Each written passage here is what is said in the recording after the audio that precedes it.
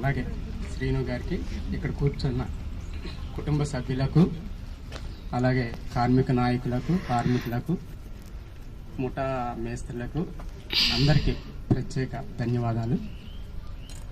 నేను 2002 సంవత్సరంలో చింతలపూడి లైన్మెన్గా ప్రమోషన్ మీద వెళ్ళినప్పుడు మణిప్రసాద్ గారు పరిచయం అయ్యారు.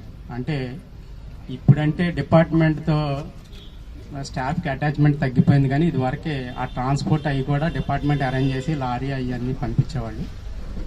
అలాగే మణిప్రసాద్ గారు రావటం, మేము ఆ ట్రాన్స్పోర్ట్ షిఫ్ట్ అయ్యి అక్కడికి వెళ్తాం. నేను చింతలపూడి లైన్మెన్గా ఉండటంలో ఆ చింతలపూడికి చాలా పెద్ద డిస్ట్రిబ్యూషన్. ఇప్పుడు ఈ స్టోర్స్ వచ్చింది. అప్పుడు మొత్తం కామరకోట సబ్ డివిజన్కి ఒక వ్యాను, ఒక లారీ ఉండేది.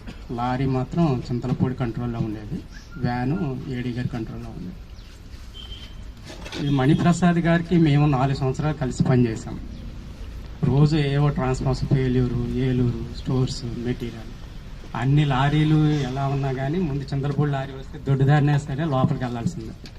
అలా ఉండేది అప్పట్లో. అంటే మధుసూదన్ రావు గారు, ఏ గారు వాళ్ళందరూ ఉన్నప్పుడు చింతలపూడికి ఒక ప్రత్యేకమైన గుర్తింపు ఉండేది. మరి అది ఎలాగో ఏంటో ఎలా మెయింటైన్ చేసేవాళ్ళో తెలియదు, కానీ ప్రసాద్ గారిని అడిగినా అలాగే ఉంటుంది. అన్ని లారీలు ఇక్కడే ఉంటాయి, ఈ లారీ మాత్రం మరి ఎటు నుంచి వెళ్ళొద్దో లోపలికి వెళ్ళిపోద్ది, అలా ఉండేది.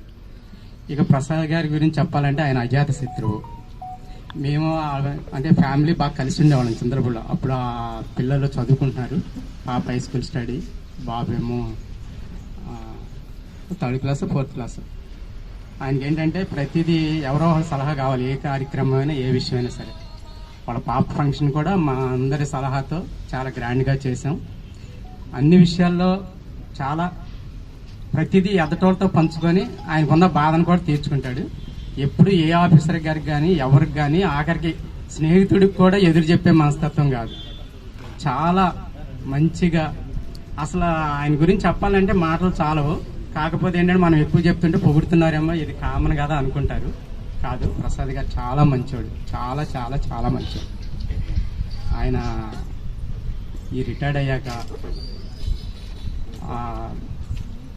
భార్య పిల్లలతో, మనవరాలతో, అందరితో మంచి ఆయురారోగ్యాలతో శాశ్వత జీవితం గడపాలని, దేవుడు మంచి ఆరోగ్యం ఇవ్వాలని, అన్ని విధాలా దీవించాలని నేను మనస్ఫూర్తిగా కోరుకుంటూ నాకు ఈ అవకాశాన్ని ఇచ్చిన అధ్యక్షుల వారికి ప్రత్యేక వందనాలు.